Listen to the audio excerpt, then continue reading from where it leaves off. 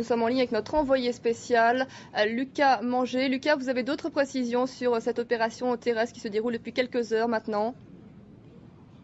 Oui, écoutez, je me trouve là maintenant tout près de la frontière nord de Gaza, à l'entrée de Gaza, sur la route derrière moi. Eh bien, des camions militaires sont en train de passer pour apporter du renfort. L'opération terrestre a bel et bien commencé. Une colonne de chars est entrée à l'intérieur de Gaza par le nord, par Jabalia. Colonne de chars qui a tiré, essuyé des répliques aux mortiers du Hamas. Le Hamas qui vient d'annoncer qu'il transformerait la bande de Gaza en cimetière pour les soldats israéliens qui rentrent.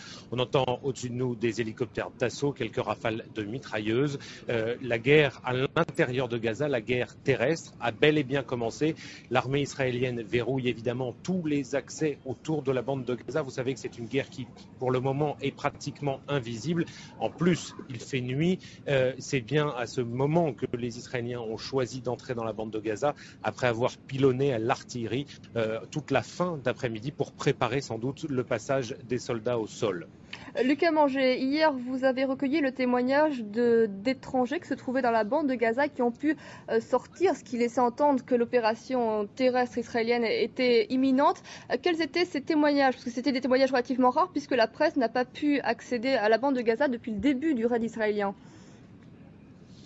Oui, vous savez que dans la bande de Gaza, la presse, la plupart de la presse n'a pas accès. Nous avons, nous, à France 24, un correspondant dans la bande de Gaza, Raja Boudaga, qui témoigne de ce qui se passe à l'intérieur de la bande de Gaza. Mais ces témoins, effectivement, racontaient la violence des bombardements depuis une semaine, violence des bombardements aériens. Ils racontaient aussi les pénuries, par exemple, de pain, les files d'attente devant les boulangeries, les difficultés d'approvisionnement en médicaments et en équipements médicaux. Cela dit, nous avions aussi vu des gens de l'ONU qui parvenaient à rentrer dans la bande de Gaza avec de l'aide alimentaire.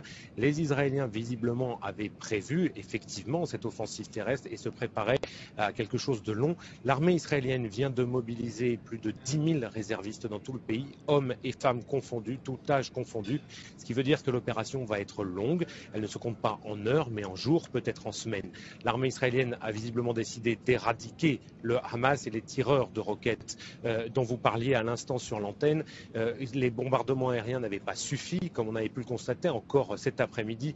Nous regardions des départs de tirs de roquettes Qassam et Grad vers l'extérieur de la bande de Gaza, vers les villes israéliennes. Donc l'opération aérienne n'ayant pas suffi, eh bien c'est les forces spéciales et l'infanterie israélienne qui est en train de se battre à l'intérieur de la bande de Gaza.